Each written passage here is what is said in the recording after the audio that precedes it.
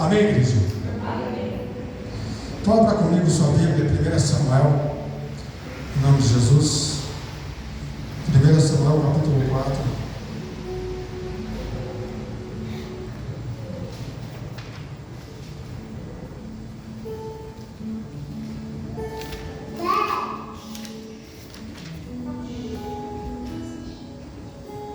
Aleluia. Eu vou ler a minha versão, um pouquinho diferente, talvez, da sua, para que você possa entender. 1 Samuel, capítulo 4, versículo 1, 2 e 3. Diz assim: Aconteceu naquele tempo que os filisteus se uniram para fazer guerra a Israel. Israel saiu ao seu encontro para o combate, acampando perto de Ebenezer. Os filisteus tinham acampado em Afec. Versículo 2.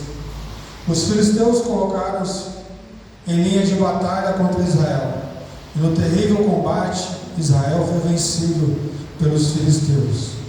Cerca de 4.000 homens foram mortos nas linhas em campo aberto.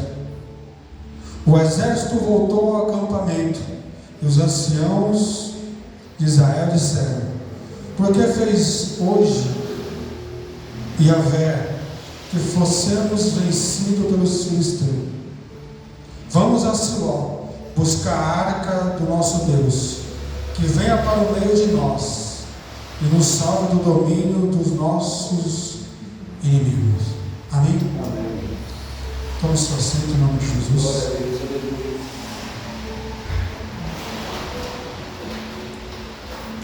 Queria que você falasse comigo. Icabote. Icabote. A glória de Israel se foi. Aleluia. Glória a Deus. Queria compartilhar com você, querido, a palavra qual Deus colocou no meu coração essa noite.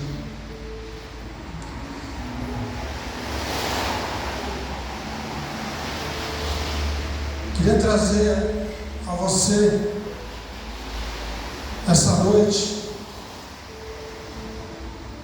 uma reflexão para que você venha nesse último culto de 2022, venha sair daqui refletindo sobre tudo que você aprendeu com o Senhor durante esse ano, durante o tempo ao qual nós passamos junto com Deus, ao qual Deus nos instruiu durante esse tempo. Aleluia por isso. Eu queria entrar num contexto para que você possa entender. Está em 1 Samuel capítulo 3, não precisa abrir se você não quiser. A Bíblia diz que Deus chama Samuel quando ainda era criança.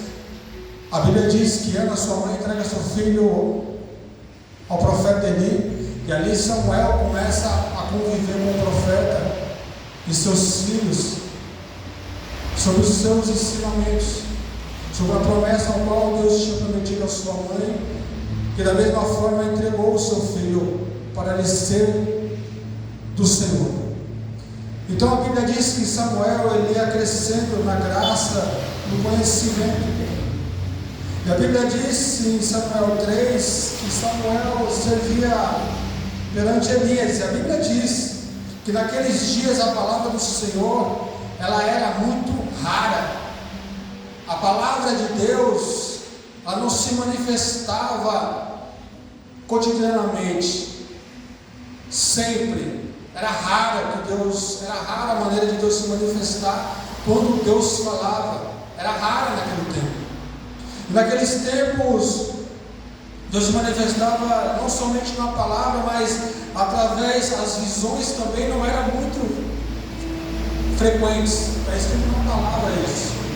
Tanto Deus não falava, quanto Deus não dava visão frequentemente. Mas a Bíblia diz que uma certa feita, Samuel ali naquela casa crescendo, Deus começou a chamar Samuel. E Samuel, quando ele começou a ouvir a voz de Deus, ele achava que eram os que era Eli, o profeta que ele chamava à noite. Nós conhecemos esse rei. A Bíblia diz que Deus chamou Samuel por 3 vezes. 3 vezes Samuel se portou até Eli e disse: olha, Senhor, por que tu está me chamando?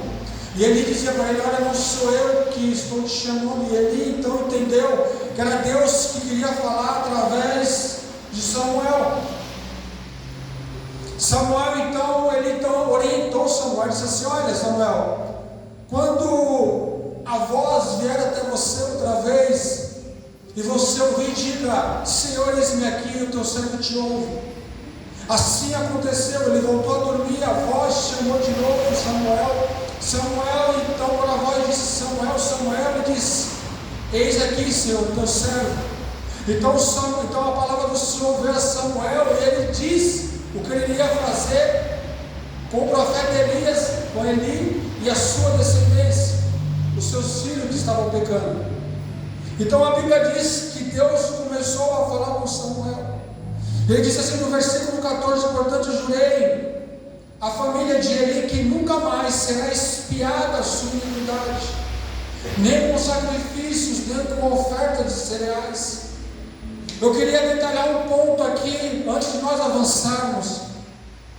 Chega um momento na minha, na sua vida, que Deus cansa de nos perdoar. Meu Deus. Chega um momento na minha, na sua vida, que Deus cansa de nós pedirmos perdão e Ele nos perdoar.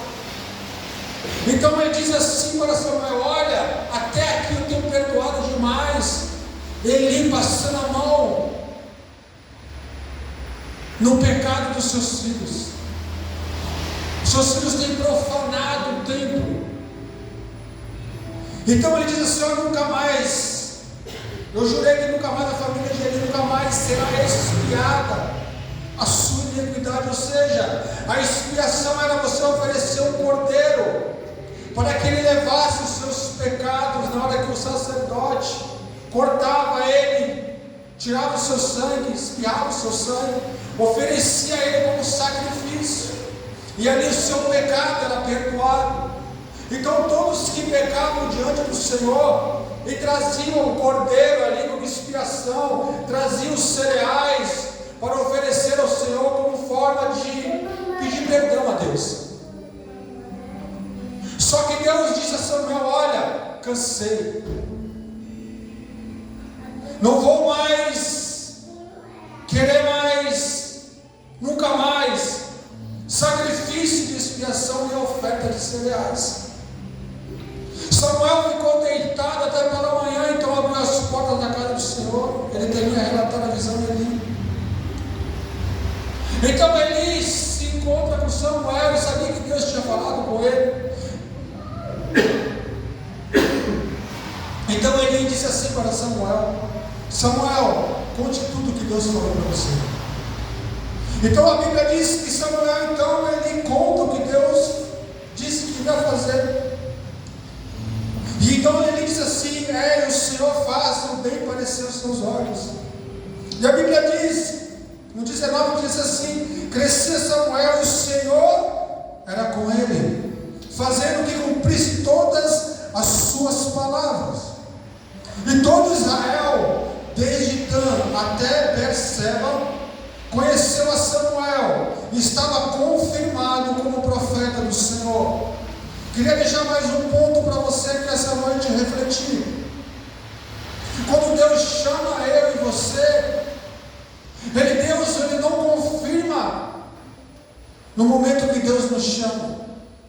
A mesma forma que Deus não confirmou Samuel quando Deus o chamou, quando Deus se revelou a ele. Mas Deus foi confirmando que era Deus na vida de Samuel, na maneira que Samuel ia profetizando, ia falando as coisas de Deus, e aquilo ia acontecendo conforme Deus fosse lhe orientando. Eu quero dizer para você essa noite: se você ainda não foi confirmado pelo homem, não se importe, porque Deus vai confirmar eu e você diante das pessoas, diante das nações e diante aqueles que nos julgam eu e você. Porque a palavra do Senhor diz: conforme Samuel ia abrindo a sua boca, Deus ia confirmando a palavra que ia saindo da boca dele.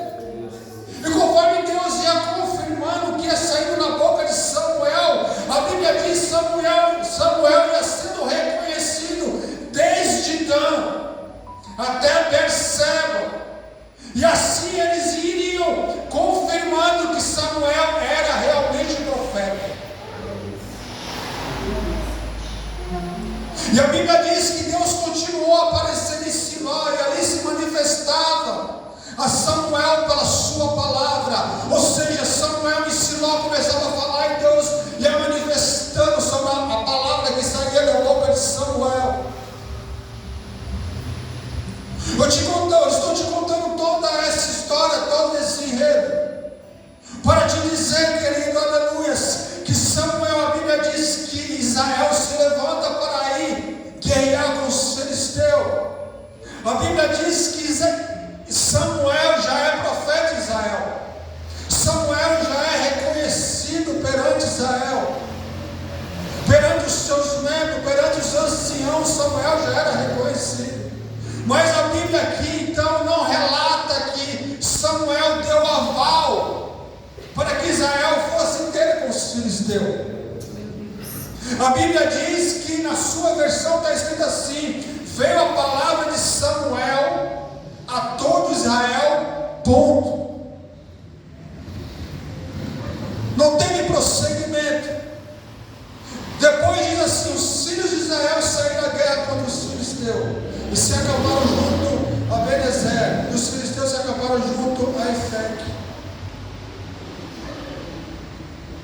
Estranhamente, a palavra do Senhor, do 1 Samuel 4, todos os seus versículos 5, todos os seus versículos 6, Samuel não aparece mais. Samuel fica escondido nessa parte. Samuel não se apresenta mais nesse enredo, ele não está mais nesse enredo. Samuel só volta a aparecer no capítulo 7. Só que eu quero trazer algumas coisas para nós refletirmos aqui esta noite. A Bíblia diz então que Israel sai contra os filisteus, só que Israel ele é derrotado. Só que quando Israel é derrotado, o povo volta para consultar os anciãos, porque Samuel não está ali, não foi consultado. Os anciãos pegam e dizem assim, tornando o povo ao acampamento, as autoridades de Israel disseram, que eram os anciãos: por que nos feriu o Senhor hoje diante dos filisteus? Eles indagaram: por que será? Então logo eles pensaram: tragamos de Siló a arca da aliança, para que ela vá conosco e nos livre da mão dos nossos inimigos. Eu queria deixar algo aqui essa noite para você. Deus, forte Jesus. Há um problema muitas das vezes na minha e na sua vida, que nós achamos que os rituais, que nós achamos que as coisas palpáveis é que vai nos livrar das situações adversas ao qual nós não queremos. Nós achamos muitas das vezes que um ritual, que uma subida ao monte, uma campanha, um jejum vai nos livrar de uma desobediência diante de Deus. Eita Jesus. E assim aconteceu com o povo de Israel. Eles tinham um profeta, a boca de Deus, mas eles não quiseram ouvir o próprio Deus. Eles se usaram de um artifício de: olha, vamos pegar a arca, que a arca representa a presença de Deus. A arca representa a presença de Deus, mas a arca não é Deus. Eles acharam que por causa da arca eles iriam vencer, porque a arca estava com ele. E muitas das vezes nós achamos que nós vamos vencer o nosso problema, nós vamos vencer a nossa dificuldade, nós vamos vencer na parte financeira, porque simplesmente nós achamos que nós teremos estar no culto, ou porque nós abrimos um jejum de 30, 40 dias, ou porque nós agora vamos subir ao monte durante 12 meses, ou durante 40 dias, ou 30, não importa. Nós achamos que os artifícios, o sacrifício vai fazer com que Deus venha ao nosso favor. E o que Deus está dizendo para eles e para mim, para você essa noite, que não é assim. Meu Deus. Não é assim que Deus trabalha na minha e na sua vida. Não é assim que Deus faz comigo e com você. Deus não pega a sabedoria humana, os artifícios humanos, e faz da maneira que nós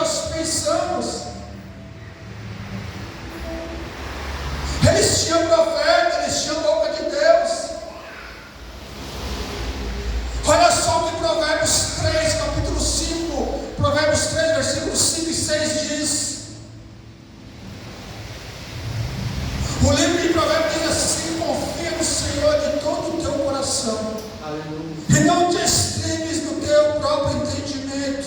Ou seja, não se apoie no seu próprio entendimento. Reconhece-o em todos os seus caminhos, e Ele endireitará as tuas veredas. Sabe o que eu quero dizer para você, meu irmão? Que Deus, Ele gosta de se relacionar, construindo uma comunicação e confiança. Deus gosta de nos se relacionar comigo e com você, construindo confiança e comunicação com Ele. É através da comunicação, é através da confiança que Deus vai construir um relacionamento conosco. E através dessa confiança, através desse relacionamento ao qual Deus vai interagindo conosco, nós vamos aprendendo a lidar com as coisas de Deus. Não é manipulando Deus que nós iremos mudar nossa vida. Quantas vezes nós falamos: ah, Senhor, você não precisa me dizer. Reflita. Quantas vezes nós já fizemos jejuns, já subimos no monte de madrugada e falamos assim para Deus: Senhor, estou subindo ao monte, Pai, intervém na minha petição, entra naquela causa, Senhor, abre uma porta de emprego, Senhor, entra numa cura, Senhor, muda aquela situação. Quantas das vezes nós dizemos isso? Senhor, vou abrir um jejum, Pai, de 7 dias. Senhor, no término desse jejum, Pai, intervém nessa situação. E talvez Deus olhe para mim e para você e fale: filho, não é isso. Talvez Deus olhe para mim e para você: eu quero relacionamento contigo. Aleluia. Eu não quero que você use de subterfúgio, essas coisas, para conseguir algo de mim. Eu sou teu Pai. Deus. Tu és filho. Meu Deus. Você não precisa me manipular para eu te dar o que você precisa. Verdade, Jesus. Não o que você quer, mas o que você precisa. E muitas das vezes nós fizemos isso na nossa caminhada. Talvez porque nós não fomos ensinados da maneira correta. Ou talvez porque nós acreditássemos que realmente nós fizéssemos isso. Iria acontecer. Muitas das vezes eu e você nos frustramos. Quando nós fizemos uma campanha em um monte, quando nós jejuamos, e passou aquela campanha, passou aquele jejum, e aquela situação não foi mudada, aquela situação não foi alterada, e talvez nós olhamos para a situação e fizemos como eles, como os anciãos: Senhor, por que nós perdemos contra os nossos inimigos? Aí quando nós olhamos para a situação, nós não mudamos ela. Em qual sentido, pastor? Olha, nós subimos para orar durante tantos dias, nós falamos com Deus no culto que iríamos jejuar tantos dias, nós falamos que ia fazer uma doação durante X dias. Aí Deus observa, olha para mim e para você, e vê que eu e você, na nossa casa, no nosso dia a dia, nós não lemos a palavra, nós não somos melhores com o nosso próximo, nós tratamos o outro com indiferença.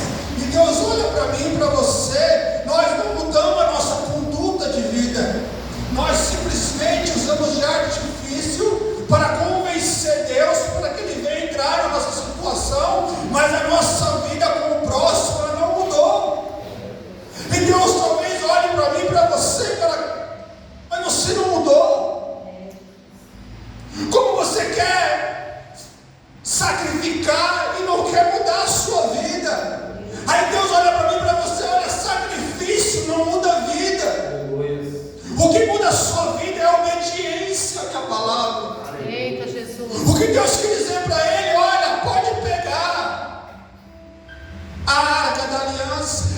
ainda assim eles pegaram a arca e eles foram de novo. Só que agora não morreu 4.000.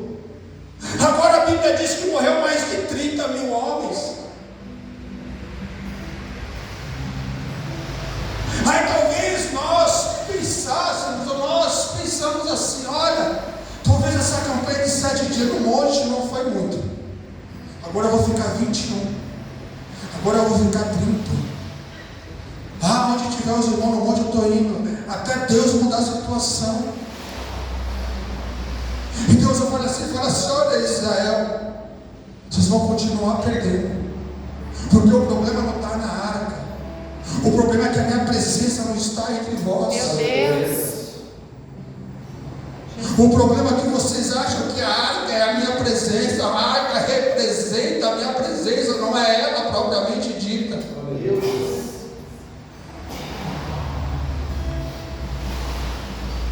Os meios os quais vocês estão utilizando não está atraindo a minha presença para vós, porque vós não tem mudado a vossa conduta.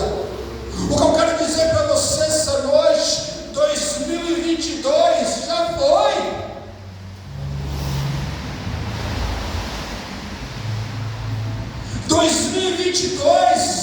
Está à beira do fim. Se você teve que fazer alguma coisa, é até agora. Mas o Senhor traz esperança para mim e para você essa noite. Olha, as coisas que para trás ficam. Olha para o alvo, para a frente. Esquece de tudo que ficou para trás. Eu falei isso aqui na oração. Siga para o alvo. Aleluia.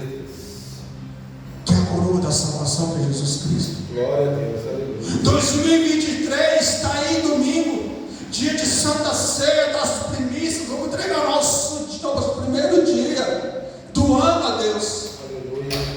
Vamos iniciar o nosso dia, nosso primeiro dia do ano. Talvez a nossa vida inteira nós nunca entregamos o nosso primeiro dia, a nossa primeira primícia ao Senhor. Iremos fazer agora, em 2023, se o Senhor assim permitir. Só que eu quero deixar claro para você essa noite, a partir de 2023, irmãos, nós temos que olhar para o alvo que é Jesus Cristo, ser uma nova pessoa, aquilo que nós não fomos em 2022. Aleluia. 2023 começa uma nova situação na minha e na sua vida. Meu Jesus, aleluia, Pai. No final do ano nós vamos fazer o balanço. As empresas, elas fazem balanço no final do ano. Como foi o ano, como que foi. Se teve alto, se teve baixo, se teve lucro, se não teve lucro. Vai chegar o nosso final de 2023, eu não sei qual é o balanço que você está fazendo de 2022. Mas vai chegar em 2023, Deus vai nos analisar como nós fomos em 2023, durante o nosso ano. E Deus vai começar a ver, querido, como nós iremos terminar o nosso ano. Se o nosso balanço vai estar assim diante de Deus, ou vai estar embaixo, vai estar positivo ou negativo. Porque o que vai refletir em 2023, querido, vai ser a minha conduta e a sua diferente do que foi em 2022. Israel não entendia isso.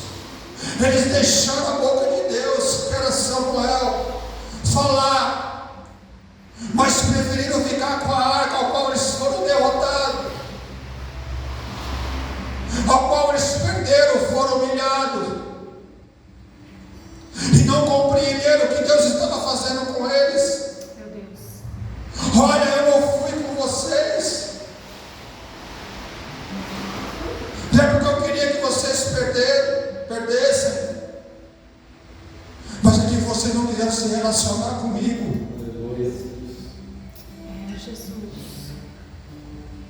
E Deus não se relaciona, querido, com pessoas que não querem se relacionar com Ele. É relacionamento. momento.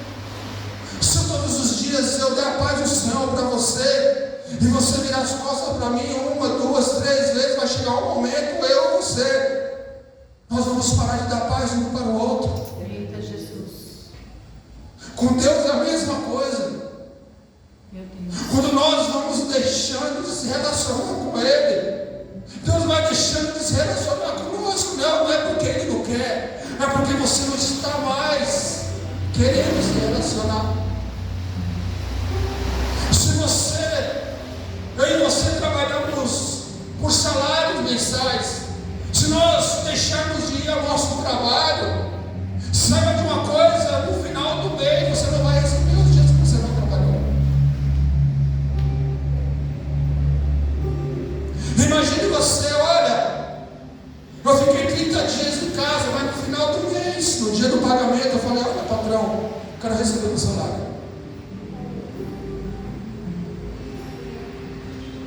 Aí eu te pergunto, reflita você aí, se acha justo o patrão falar assim, tudo bem, você ficou em casa, toque o seu salário do mês.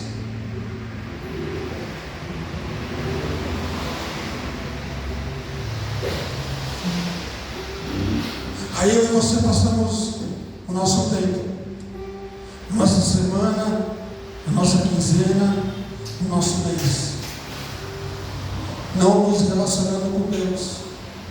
E chegamos no final de um ciclo, falamos, Senhor, por que o Senhor não interviu nesse tempo na minha vida?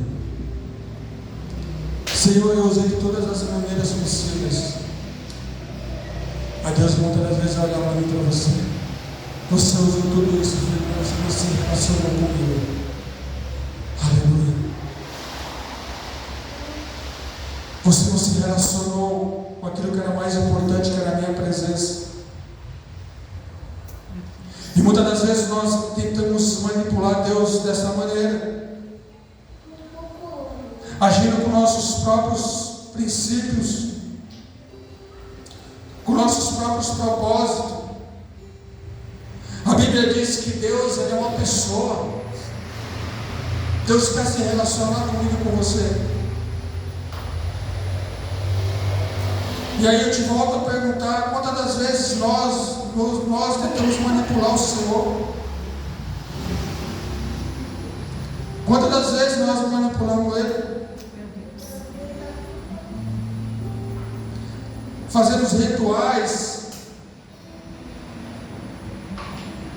e achamos que os rituais de estar no culto, rituais de cantar uma canção, porque quando nós cantamos uma canção em cima do altar, se essa canção, querido, não sair da alma como uma adoração diante do Senhor, é um ritual. Não deixa de ser um ritual. É um ritual, você vê o culto e fala, olha, eu vou cantar essa canção, vamos cantar essa canção. E aí você se torna um hábito de cantar aquela canção. E aquela canção, ela se torna um ritual. Você vai chegar naquele espaço físico, naquele horário, e vai cantar a canção, se tornou um rito. E o que Deus quer de mim, de você, Ele não quer ritual. O que Deus quer de mim, de você, entrega verdadeira. É fazer com que a canção a qual você está cantando seja verdadeiramente aquilo na sua vida. Verdade, Deus, aleluia. Seja aquilo na vida daqueles que estão no culto, prestando culto ao Senhor. Porque se você não acredita naquilo, meu amado, se você não acredita naquela canção, é como se você tivesse um ritual e não vai acontecer nada em rituais. Nada vai acontecer porque não tem a presença dEle. Deus. Verdade, Jesus. Nós sabemos que a presença de Deus é através do louvor, mas se o louvor ele é um ritual, a presença não está no ritual. Meu Deus.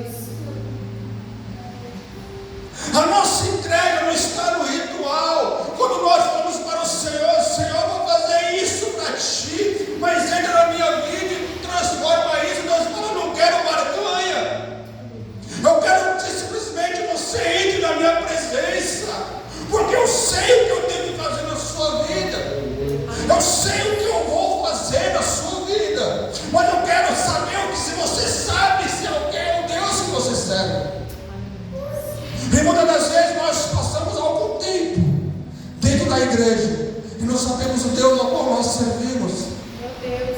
Porque muitas das vezes eu e você nos desanimamos, muitas das vezes eu e você patinamos na fé. Às vezes porque nós não estamos entendendo o momento de nos relacionarmos.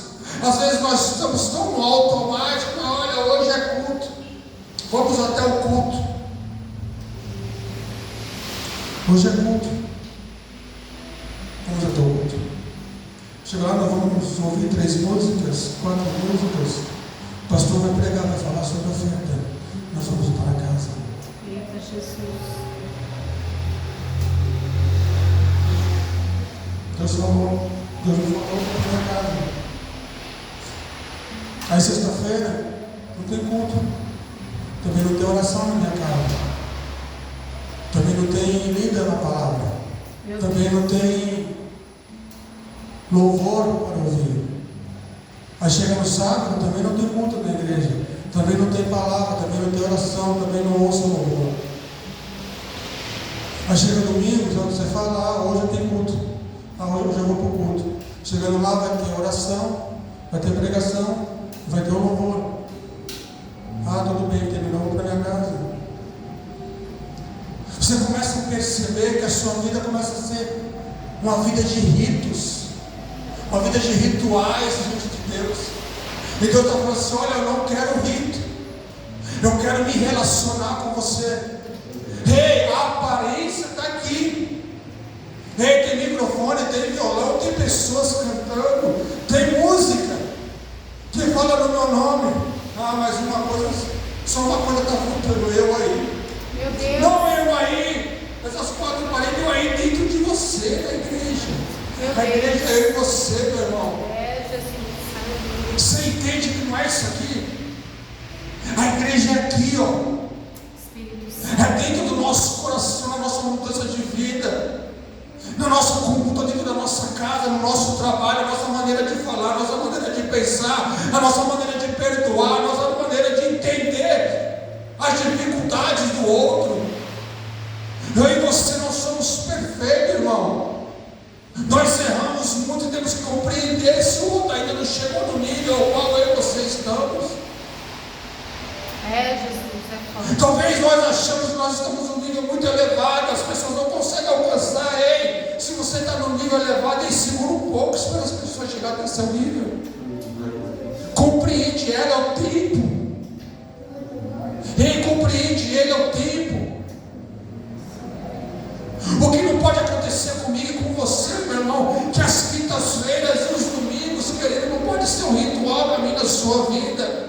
O que nós precisamos é entender que quando nós chegarmos nesse lugar, algo de Deus pode acontecer, porque nós viemos aqui não prestar um rito, mas nós viemos aqui ver a presença dele se manifesta. Aleluia. Aleluia. Glória a Deus. Outro dia nós viemos orar aqui, querido. Estava eu, a Roquinha e a Cátia. E eu sentei ali atrás. E eu sentei e falei assim, uma palavra. E Deus se manifestou, irmão, na minha vida. E Deus começou a falar comigo de uma maneira tão extraordinária, que Deus já fez isso umas outras vezes para trazer algo para as pessoas.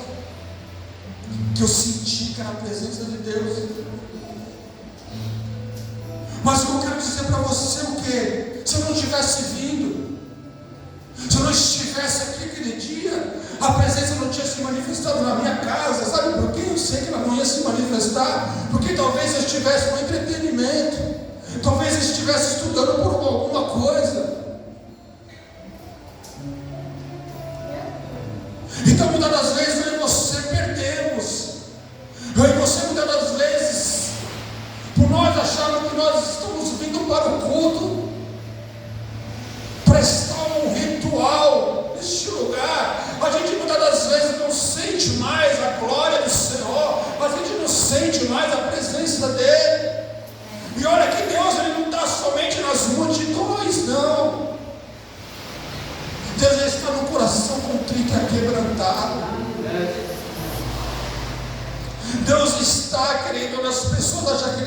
estão, onde Ele não está.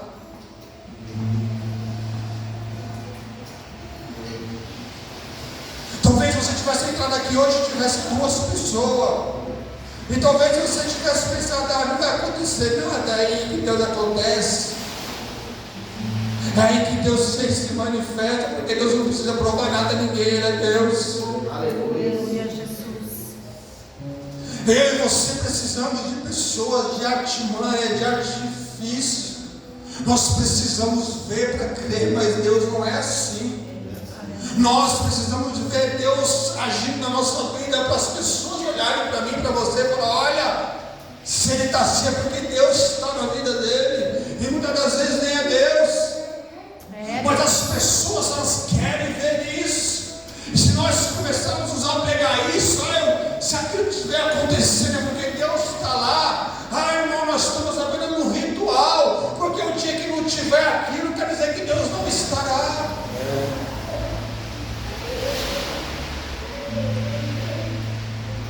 Se nós ficarmos esperando por isso, a gente nunca vai achar que Deus vai estar no lugar. Meu Deus. A gente vai achar que Deus nunca será Deus nas nossas vidas. E muitas das vezes nós, aí você nos perguntamos: Senhor, será que realmente o Senhor é comigo? Você já se fez essa pergunta para você? Porque às vezes eu faço muitas das vezes para mim: será que realmente você é comigo? Eu não sei o tempo que você tem como cristão, eu sei o tempo que eu tenho com Deus, eu sei o que eu já passei por Deus.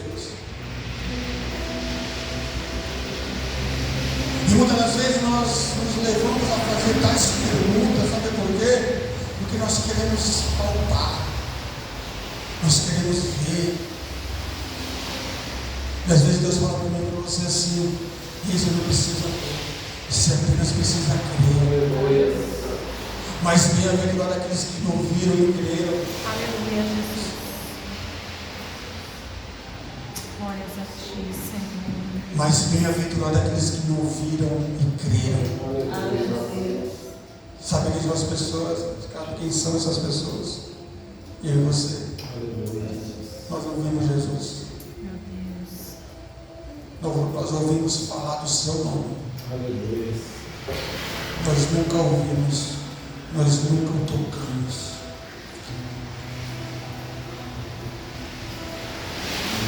Teve um dos discípulos que disse: Tomé, olha como Deus é, irmão.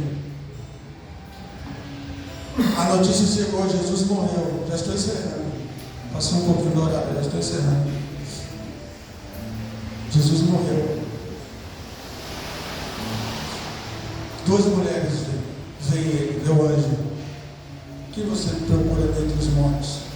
Ele não está aí. Jesus se apresenta. Vai lá agora e conta os discípulos. As mulheres vão lá. Os discípulos vão dentro de uma casa, todo mundo abatido. Jesus morreu. E agora, queremos fazer? A mulher fala: ele foi lá no túmulo, Jesus não está. Se apresentou um anjo, o próprio Deus disse assim: eu vou avisar vocês que ele está vivo.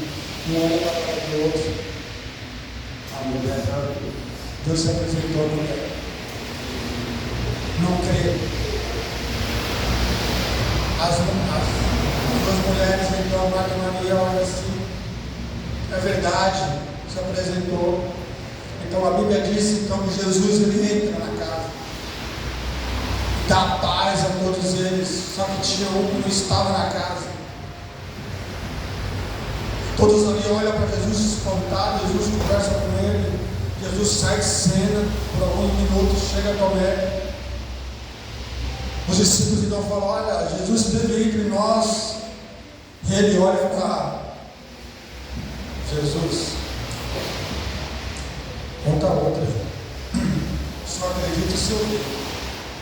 Aí Jesus fala assim: mais um. Aí Jesus pega e entra. Mais um que não crê. Aí Jesus pega e fala assim: olha, ninguém me tocou, mas como você não creu, toca aqui. Toca nas minhas mãos furadas.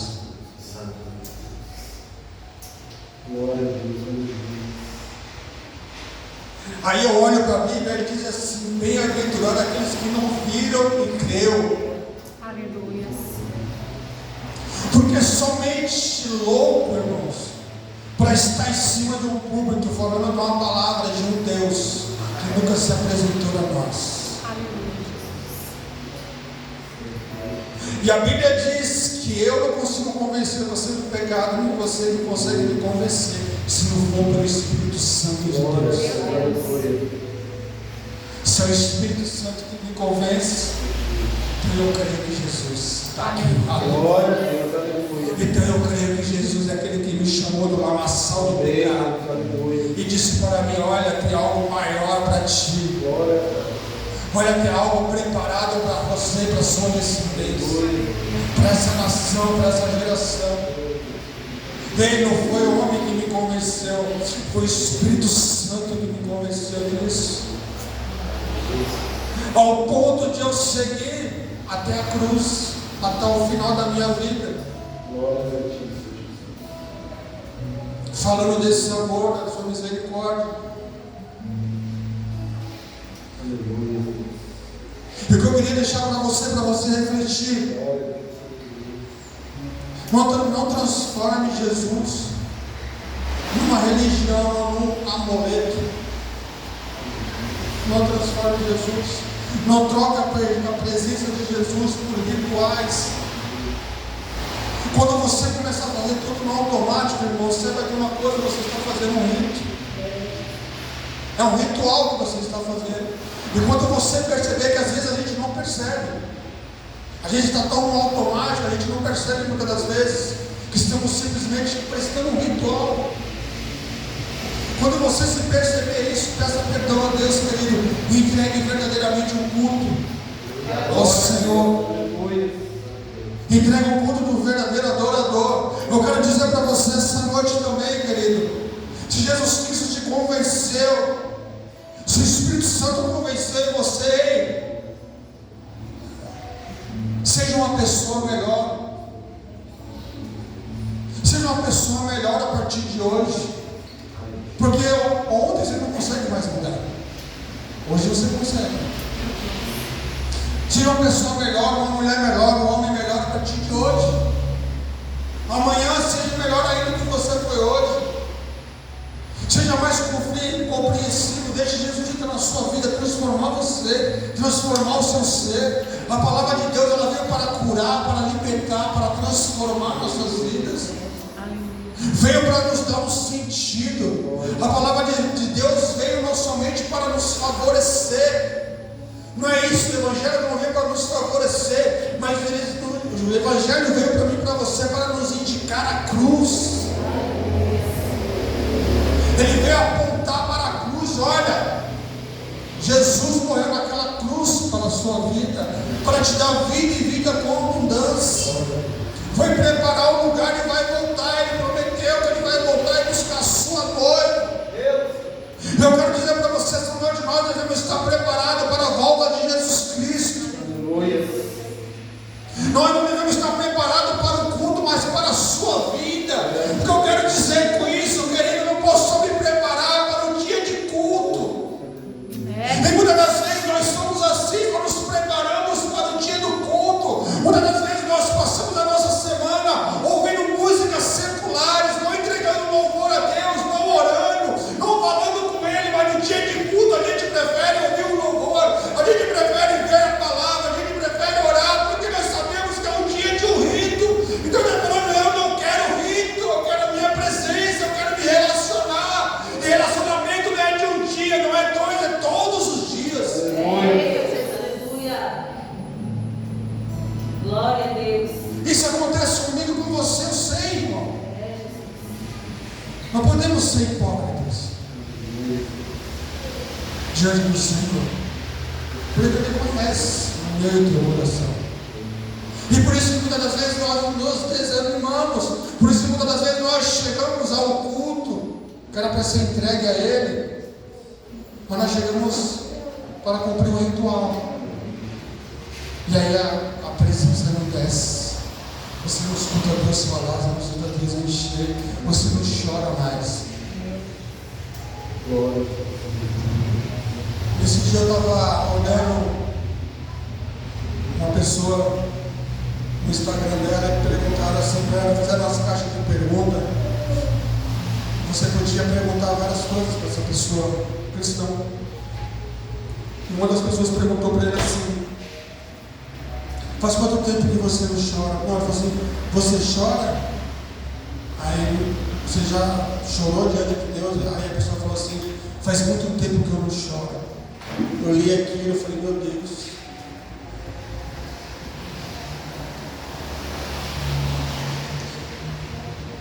A questão não é você simplesmente chorar, as suas lágrimas descer. A questão é que quando a presença de Deus, irmão, ela preenche a sua vida. A manifestação do Espírito Santo, ela vem, não tem como você não chorar. Não tem como você ser incomodado com aquela presença, você não se pranto. Você chora, você é tomado pelo Espírito. Aí eu fiquei imaginando, às vezes nós estamos tão no automático, com o coração tão duro, estamos prestando tão bem os ritos, que nós sentimos mais Deus incomodar nós. Nós sentimos mais a presença dele de chorar, ao ponto de chorar. E quando eu estou diante do culto, quando eu estou diante da igreja, quando eu estou em oração, querido, eu não sei você, não é todas as vezes, mas tem hora que o Espírito Santo vem e toma. Não é você que consegue, é a presença de Deus que preenche. Aleluia. Glória a Deus. Não é somente chorar. Eu não estou falando simplesmente, então eu vou chorar. Não, não é isso. É que o choro muitas das vezes faz você refletir a sua vida que você está vivendo. E quando você reflete o que você está vivendo, você fala: cara, eu podia ter sido melhor e não fui.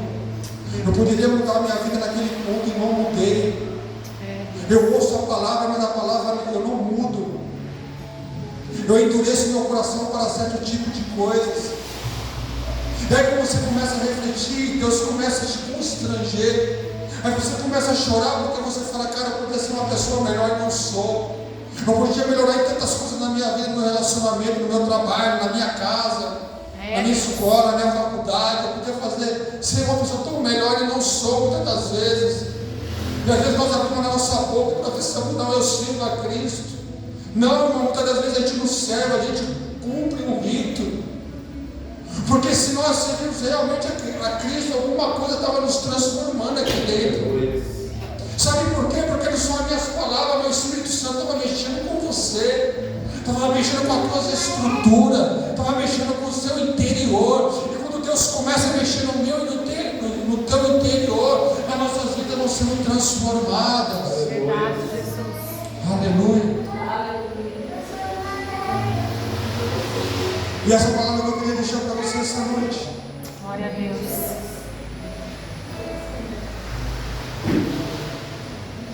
Amém, Deus. Essa palavra que eu queria deixar para você. Não transforma a presença do Senhor em um ritual.